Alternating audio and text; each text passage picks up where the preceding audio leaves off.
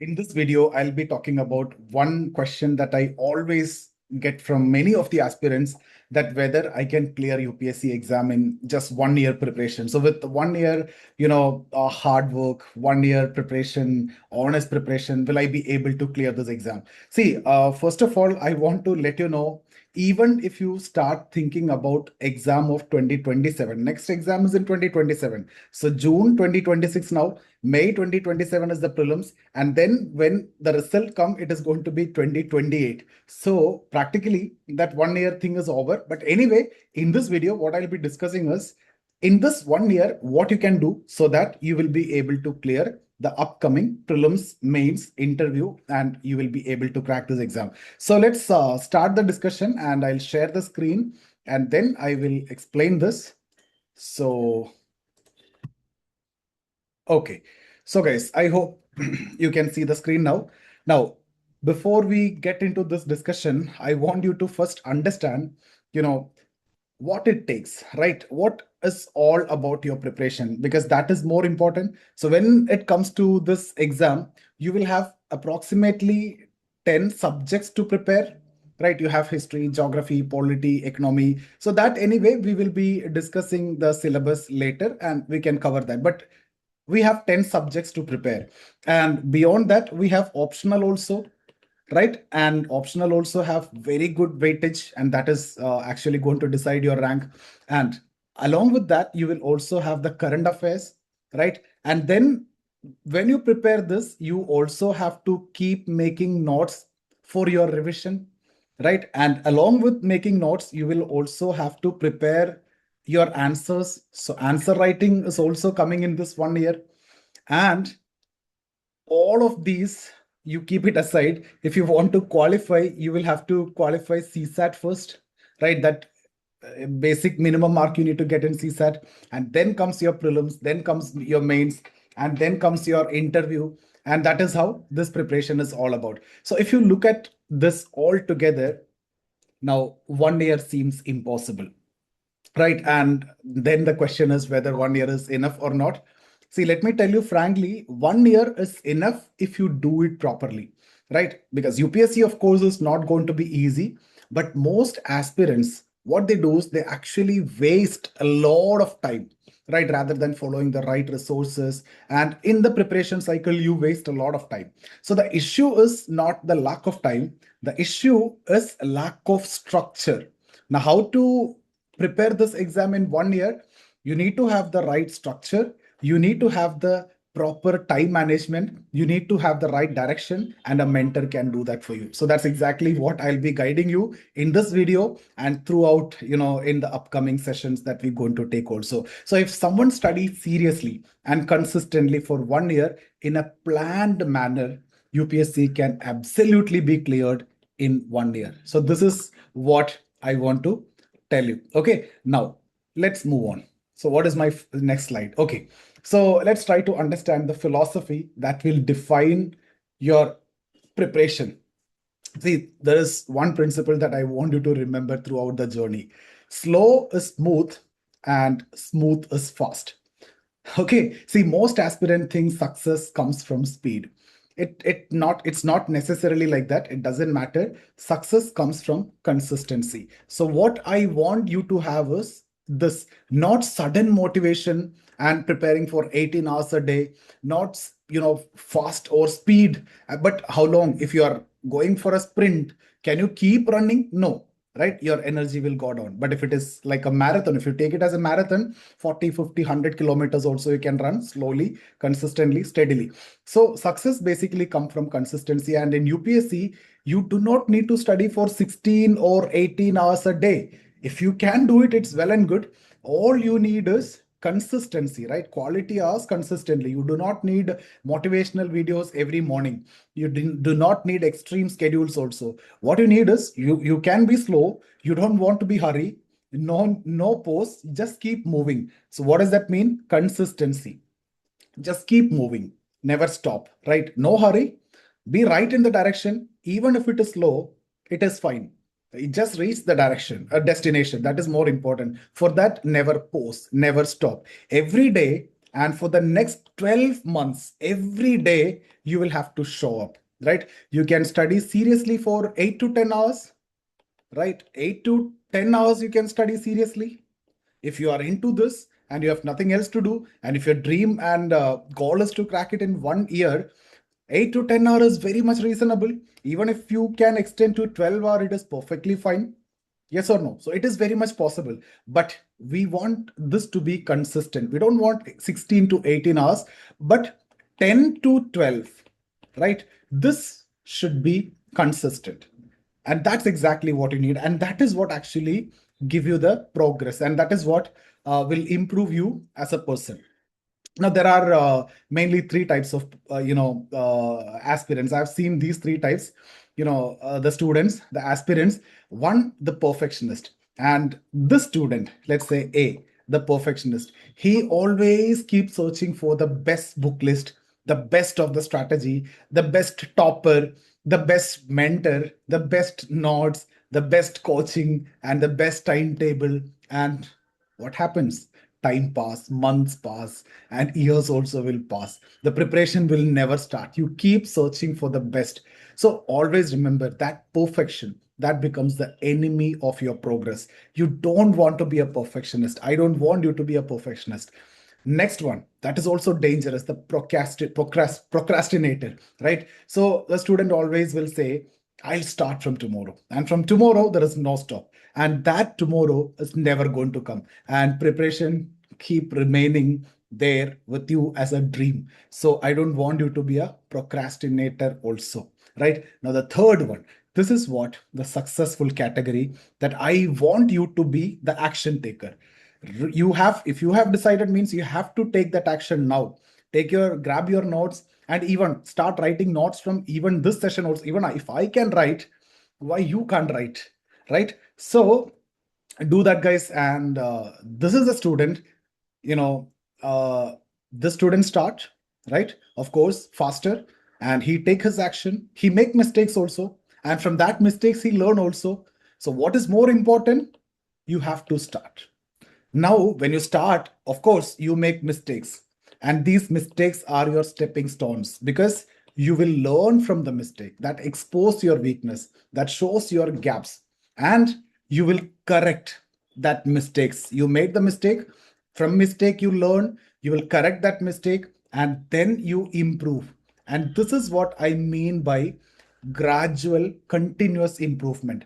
And then you move forward and you keep moving forward. And that's what I mean by consistent improvement. Your evolution will be gradual, but definitely you will become a UPSC kind of material.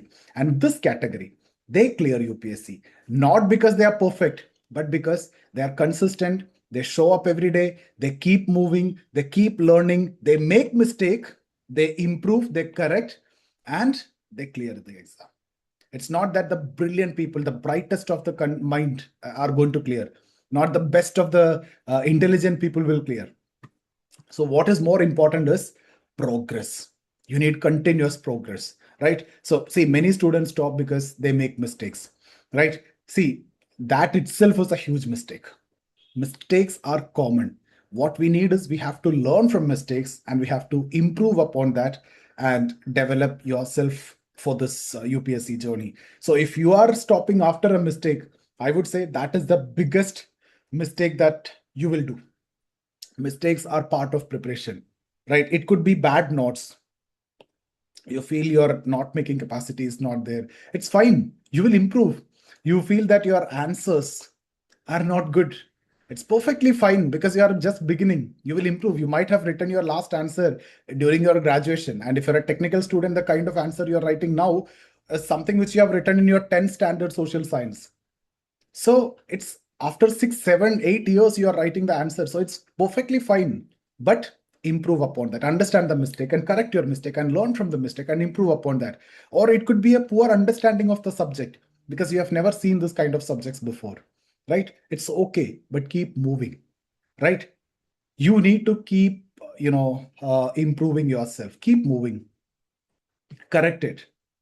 Right? The only unacceptable thing for me is stopping. You started the journey, you find it's not working for me. because of the initial mistakes you make, and then you stop means it's over. Mistakes are common. No one is perfect, right? Your journey will never be perfect. This is UPSC reality. When we start preparation, your mental picture could be like this today, right? And then study, and then you have prelims, and then you have mains, and then you have interview, and finally you are IAS. But what is the reality? This is what will be there in your mind, right? So today I'm starting the preparation.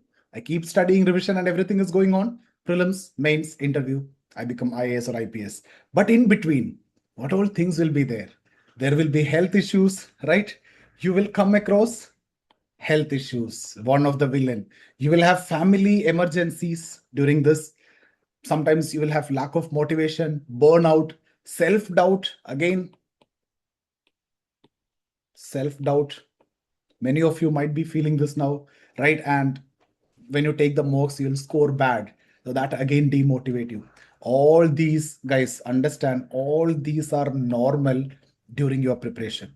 Whether it is 1 year or 2 year, it is going to be absolutely normal. So a successful aspirant is not the one who avoid these problems.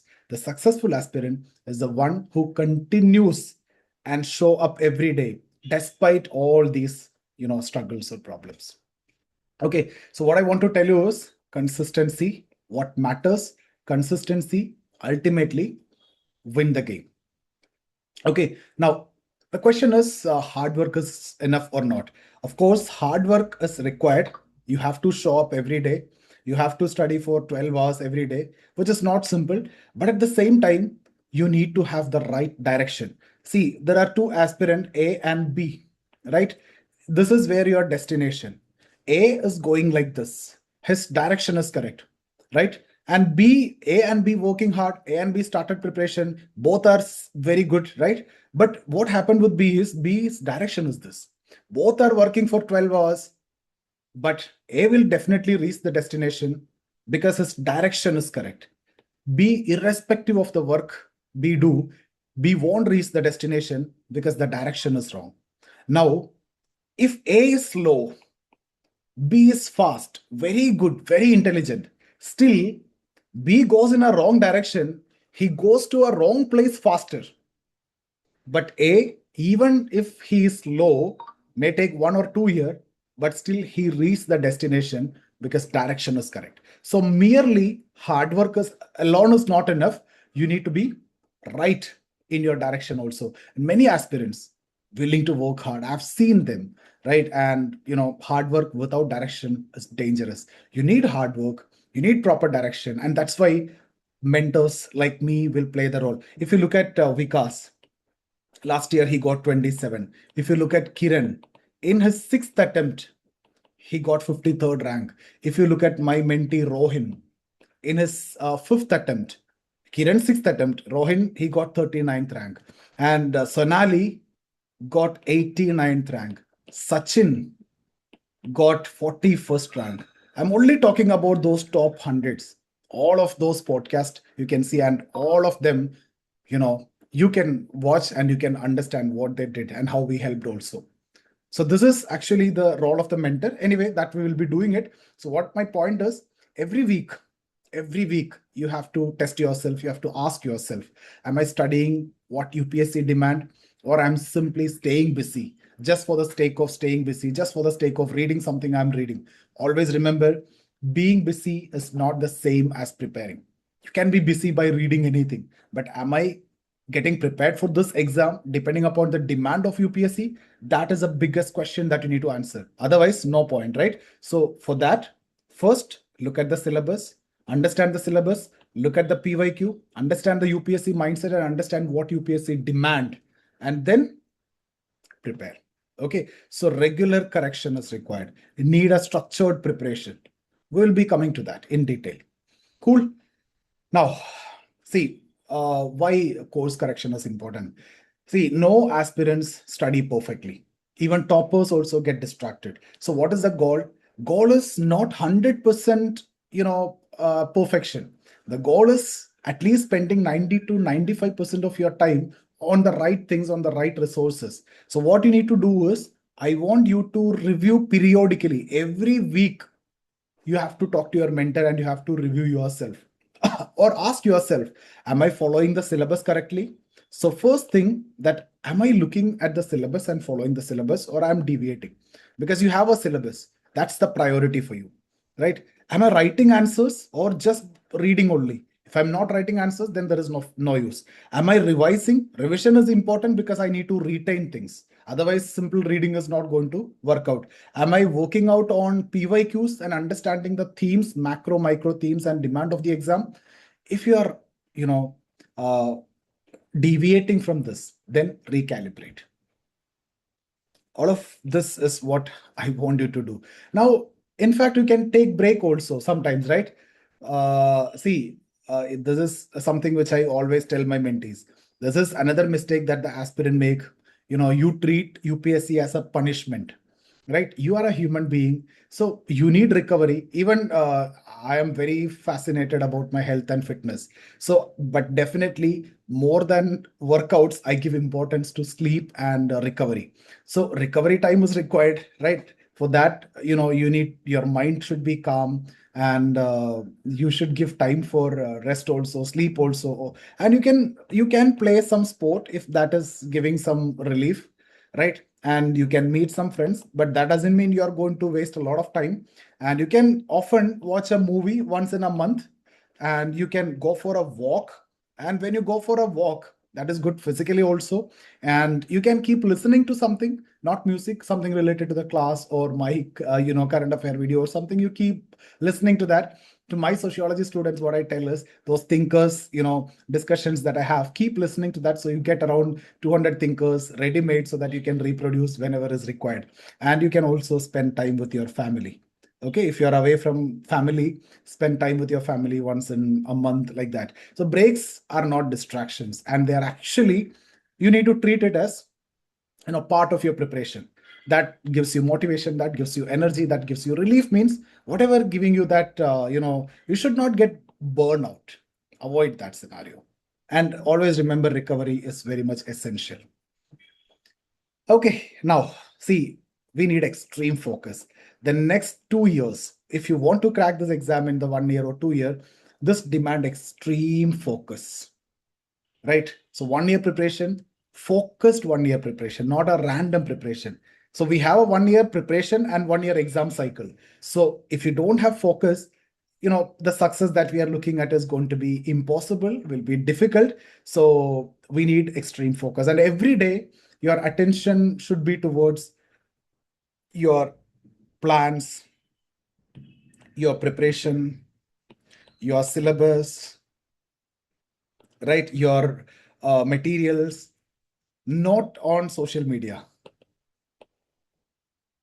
Okay, so there is possibility that you may move towards social media. You may make comparison with other people. No, these are waste of time and unnecessary pressure. You might get anxiety. No, you should never waste your time on all these unnecessary news, unnecessary rumors, right? Random strategy videos. There are a lot of videos, a lot of strategies, and all which are available in YouTube. Get lost with all these. These are taking your focus away. If you have a right mentor and he's there to guide you, trust him blindly. Because in my case, I've produced these toppers. Look at their, I'll attach the testimonial videos. Look at that alone. See how we have nurtured them, how we have built them, gave them the motivation, and evaluated their papers and everything. So that is how it has to be. So you don't go after social media or any unnecessary videos or news and all those. People do a lot of things just to get the views, and from there they'll get monetized. And we don't want to get such kind of money also. Okay, so we don't do that. We do only the content. Now, okay, now what is a correct learning progression? Now let's talk about the most important part. Many students start with the most difficult source. No, that's a big mistake. The progression should be like, we need to have different stage, right? So let me talk about stage one. What is your stage one? The one which you are comfortable with. So you need your foundation and the fundamentals to be very strong. So we start with NCRT. That's your stage one. And then comes to your stage two. And here is where your basic standard books. So I'll talk about these books which are required also, maybe in a separate video itself I can do, like for polity, Lakshmikant, for history or spectrum, for geography or NCRTs, that's fine. And for ecology, we follow Shankar's material like that. Okay, so we'll be discussing that in detail, but leave this as such separately because I need to do a separate video for you guys for this particular topic itself. And then comes the third stage. Here is where you will go for slightly more advanced understanding. Okay, so for example, parliamentary reforms discussions. If you want to understand, you have to understand what is parliament, Lok Sabha, Rajya Sabha, etc. That you will do in the second stage, and here comes the third stage. And then I would say if you're a beginner, after this, you will start answer writing. Okay, so this is going to be your fourth stage. And then you also need time for your revisions. All these need to be done simultaneously also and stage wise also. That's why preparation should be layered. And after that, you need to give the testing also. So keep testing yourself. So see, difficulty levels should increase gradually and not suddenly. Day one, if you're going to write answer or test, then you will struggle there. But progress should be like this, right? It should be evolution. It should be gradual. It is not sudden. It is not going to be, and it is humanly impossible also. Now, why NCRTs are so important? Why everyone is talking about NCRT? Many students I have seen underestimate NCRT. That's the biggest mistake. So basically, NCRTs build your conceptual clarity, right? NCRTs build your vocabulary also. You get the right language, which is something which you can use directly in your papers, and you build your context. The context building, it is again very important, and the interlinkages very important, right? And this is again the foundation for your advanced books also. So without NCRT, these advanced books is going to be very difficult for you. So what is the right way? First you start with NCRT, then you will start with your standard basic textbooks, and then advanced versions, and then revision. Okay, so this is how it is, not the other way around, starting with most difficult one and then coming back to NCRT, not that way. Okay, now having said this, now let's make the plan. What you should be doing from June, from today, for action takers only for this video. So you'll be taking action from today till December, right? So what you're going to do is you complete your entire syllabus first. So what are the subjects? You have modern history. Okay. And then history, when we talk about, you have, okay, history, you have modern, you have ancient, you have medieval. So this is something which we need to cover when it comes to history. And we have also art and architecture. So this area we should do first. This is my first cluster, first block, right? And then comes your geography plus environment. That's my second cluster. And then comes your polity, right? And then your science and technology, right? And then your Indian society, right? And your governance, social justice, international relation, ethics. This areas we need to do well till December. So we have time till December. So all these, and if you look at it, I have discussed in terms of main syllabus. So once we're done with this, then after that, I can go with revision for prelims, exclusively for prelims from December onwards. So every major subject should have been covered at least once during this period. So you should be very familiar with all of the subjects, right? And some subjects should be revised twice also. Now comes the second phase. That's the most important one, right? That is Jan onwards, right? So again, you will return to the same subjects, but not all required. Now here we will focus very much on prelims. So here is where we are going for revision, and we study them in deeper perspective. We look at the previous year questions for prelims and we solve them, and we start taking the prelims test also, mock test also. So you might have done with one second reading of polity, basic understanding you developed. Now the third reading of polity, mains oriented also you will do, and now the prelims oriented also you will do. So here you are going to have this prelims focused approach also, and a kind of layered approach. And also, see, answer writing, that's something which you can do during the previous phase also. Now, from Jan to Feb, if I divide this Jan and Feb, because March onwards, only prelims. March, April, May, 3 months only prelims. Jan and Feb, some kind of answer writing you can do, right? So, see, one of the biggest myth is you think that I'll first complete the syllabus and then I'll start writing answers. No, that's not the case. You will have to start writing the answers also. And how you will do that? Start early. It is not necessary that you need to wait till completion of all the syllabus and the subjects and the paper. You'll have to complete the syllabus, of course, to get the complete idea. But when you read something, you start writing also. Answer writing should begin very early. The earlier you start, the more experience you get, more understanding you will have. You can understand your mistakes also, you can correct also. So it's not a full-fledged mains kind of answer writing immediately, or a question paper writing immediately, but start getting that exposure, that gradual exposure. That should begin from that initial month itself.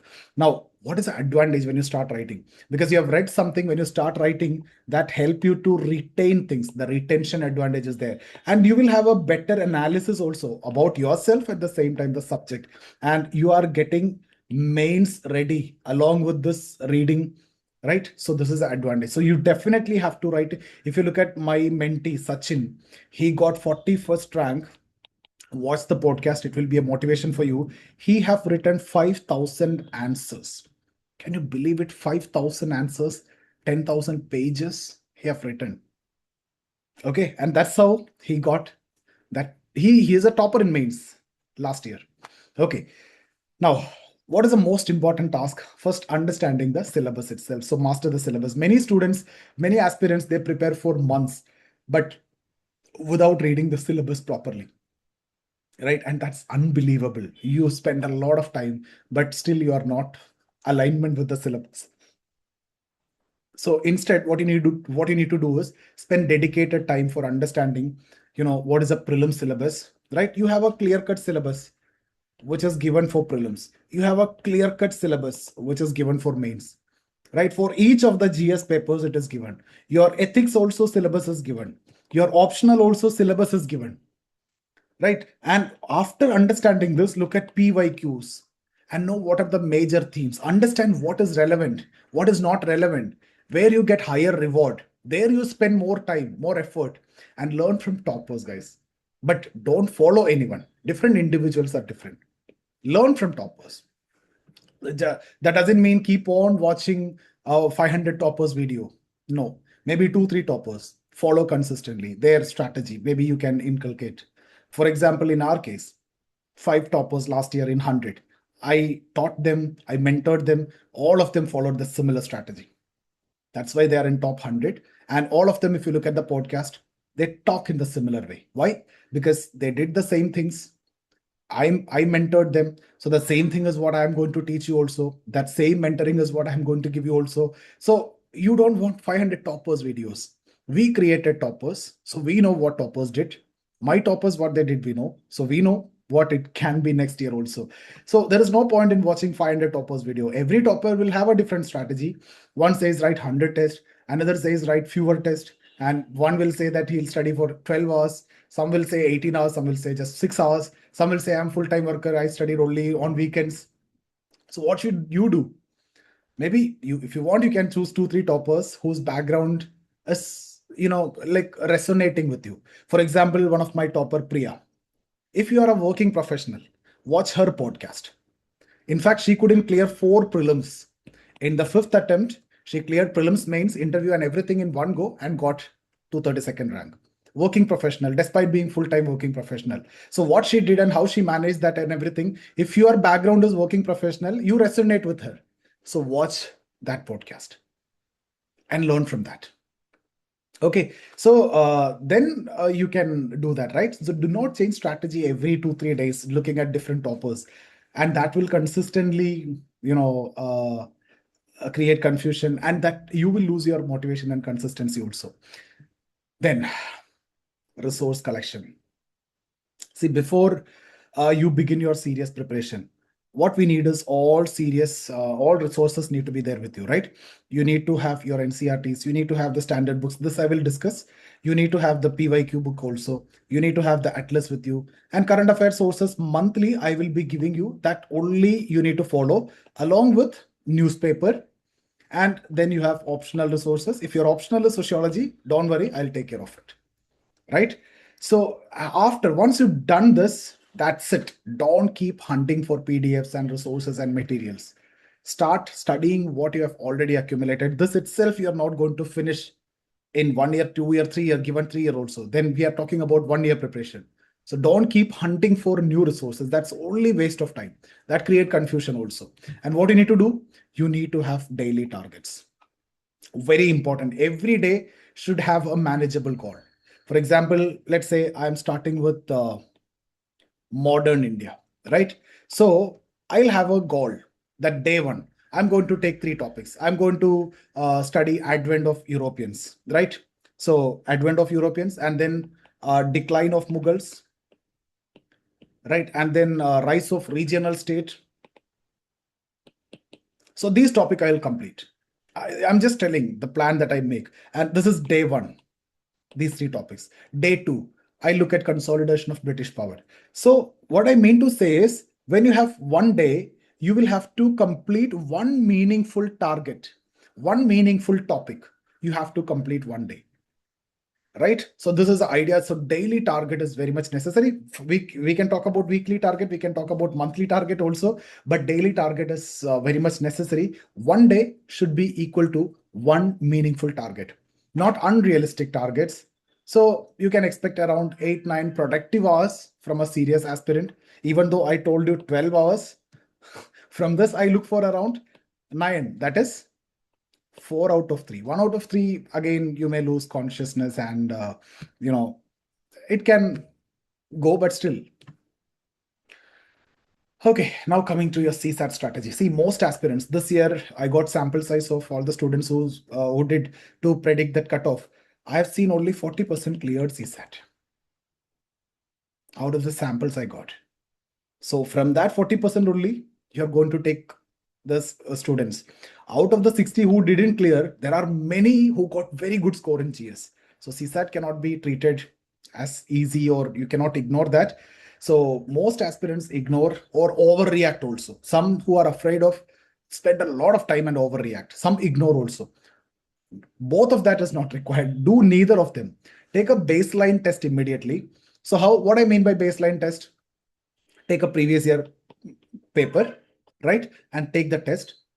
Latest CSAT paper you take, attempt that in the exam condition. And if you score anything below 40, then you are in a danger zone. So start early. Okay, so then you start preparation early. Around July, August time, you can start. If your score is between 60 to 70, when you're taking the baseline test, you can begin later, around December, Jan, or even March, Feb, no problem. If you're scoring 80, 90, then, minimal preparation from Jan onwards, maybe 1 hour per day, that will be enough. The point is, diagnose first, then we can treat, then we can plan. So baseline test is mandatory when it comes to CSAT. Now, the next question is when you should start your optional. Very important question, right? So my recommendation is start optional preparation around the time your GS is going on. So see, you are going to start in June. So first month you leave only for GS, get some familiarity of the subject, right? And you get settled also. And maybe by July, August time, you will start your optional. If you're absolutely a beginner, fresher, if you already have exposure to optional, now itself you can start. Otherwise, if you're absolute complete beginner, July onwards is fine. And till Jan, it should go. Maybe Feb. Jan is fine because you're a beginner, right? So start your optional preparation now if you have some exposure, otherwise July. So, once you get settled with GS, then you start that. And do not postpone also indefinitely, which should not be done because this is very important. See, optional may require 3 to 4 months. If you're a sociology student, 3 months, I'll take care of it. Don't worry. Anything else? So my advice for optional is, you see, if your optional is not your graduation subject, right? Uh, yeah, if your optional is not your graduation, you might have done with BTech and you're taking sociology as the optional. So you need to definitely have a mentor. And if your sociology is optional, I'm here, your mentor, because optional is not just about completing the syllabus. Optional is about understanding thinkers. We will discuss about this later. You need to understand the frameworks, the way you need to write answers. You need to develop that answer writing skill. You need to know, high about scoring high marks and everything. So a good optional can dramatically improve your rank. So even if you are not having a mentor or classes or anything for your GS, but optional you should definitely have. Okay, so guys, let me now conclude with the most important lesson. You do not want so many resources. Required, but not so many. You do not want a perfect timetable. There is nothing called as perfect. You do not want the perfect notes. If you keep trying to become a perfectionist, you'll never start only. You do not want a perfect strategy. All these I will take care. Okay. All you need is, if you are willing to do just this, you know what? Today, you are going to start. Are you going to start today? If you are willing to start today, rest of it, I'll take care. Start today and continue this and never ever stop this journey. Keep improving, make mistakes, learn from mistakes, keep going. This formula is very simple. So the formula is what I have given here. No hurry, no pause, you become IAS. Keep moving every day. Every day, 1%, 1%, 1% you can improve. Think about it. You improve 100% in 100 days. And from this day, June 1st, in the next 100 day, you will be double better than what you were. So if you are at X, after 100 day, you become 2X. Another 100 day, this 2X become 4X. Another 100 day, that means 100 days over, 100 days over, and this 4X is going to be 8X in another 100 day. So given 300 days, which means 10 months, you from X, you improved 8 times. Now, think about this, 13 months, 400 days, you are going to improve 16X if you make just 1%, 1%, 1% improvement compounded every day. Now, I'm not even talking about compounded improvement, just 1% from the baseline only. Correct? So this is normal. This is easy. So stay in the game. 12 months is there. Remember, the best day to start your PSC preparation is not tomorrow, it's today. So guys, that's about the session. See you there. Thank you. Start today.